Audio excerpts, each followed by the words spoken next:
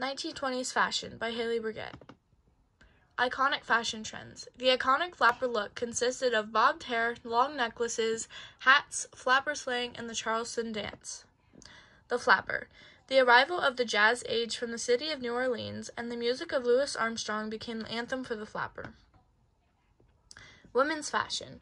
The Roaring Twenties were a golden era of fashion. World War I left women desiring a simple, comfortable lifestyle and a fashion style that reflected the new modern age.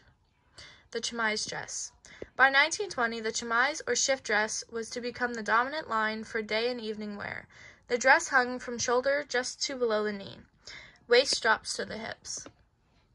The African American impact on the 1920s fashion. The greatest gift to the 1920s fashion era came from the African Americans whose culture developed rapidly during the 1920s under the banner of the Harlem Renaissance. The Little Black Dress. It was published in Vogue on October 1st, 1926, and a suggestion was made that it would become the new popular as the Ford car. Its flattering silhouette suited just about any shape of a woman, and it was named the new economy style.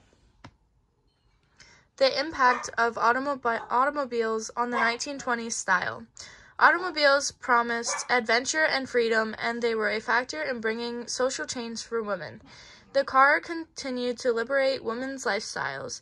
The Rolls-Royce cabriolets, Packards, and the Porsches were the domain of the only wealthy societies.